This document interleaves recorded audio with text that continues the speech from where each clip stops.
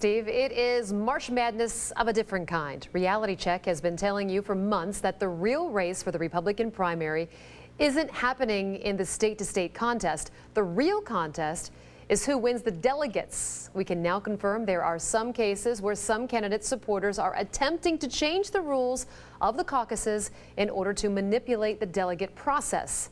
Ben has the Reality Check you won't see anywhere else.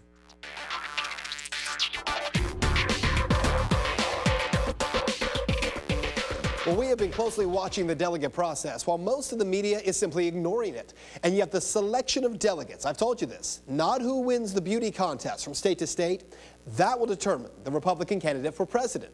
Tonight we're going to show you what went down in one precinct in Missouri on Saturday. This is the St. Charles, Missouri caucus. This is where voters come to become delegates and then move on to the congressional district conventions and the state GOP convention. From there, delegates are voted on, again to advance to the Republican National Convention in Tampa, where they will vote for the Republican nominee for president.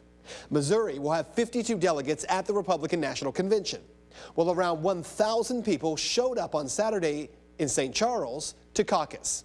Now, the first problem started when a rule was made that no one would be allowed to record what took place.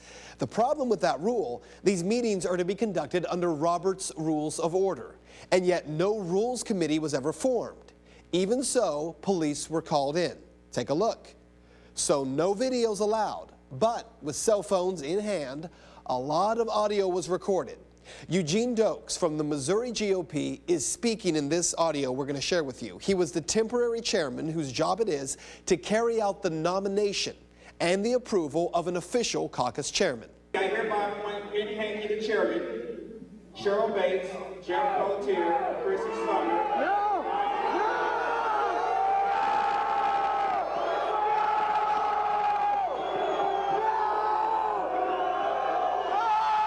So just to make clear what just happened there, Eugene Dokes, instead of accepting nominations from the floor for a caucus chair, as the rules state, instead he appoints a chairman of his choosing.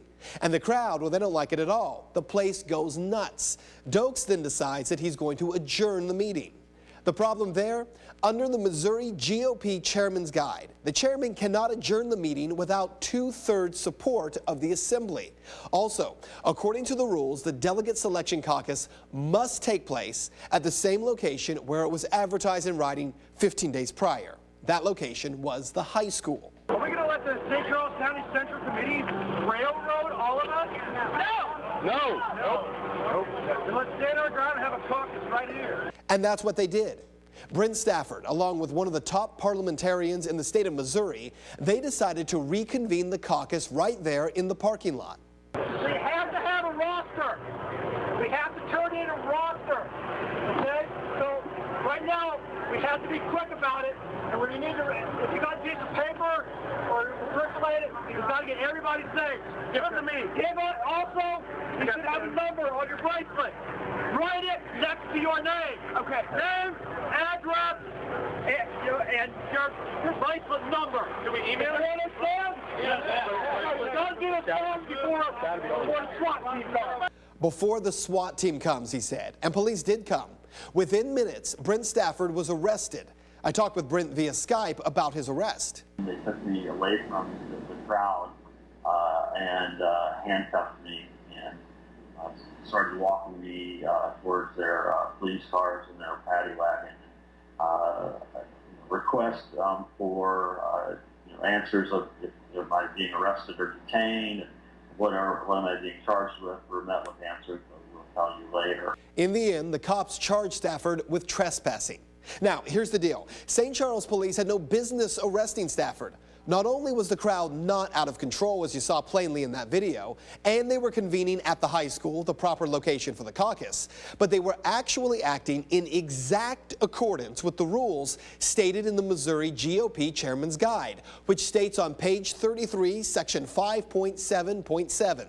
The title of the section, Chairman Walks Out, and it reads, should the chairman walk out or otherwise vacate his duties with no intention of returning, declaring the meeting adjourned without the support of the assembly and leaving the premises, which is what happened, the body should proceed with declaring the chair vacant. What we were hoping to do I think, was not have a full takeover of one particular group where they might only be represented by 1% of the county, but yet they would get all of the delegates. They didn't think that was fair for St. Charles County.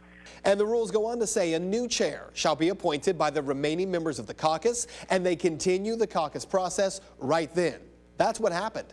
Today on Talk Radio, on a show called Omen in the Morning, Eugene Dokes admitted that he and members of the State Central Committee, they were trying to control the outcome of the delegate selection.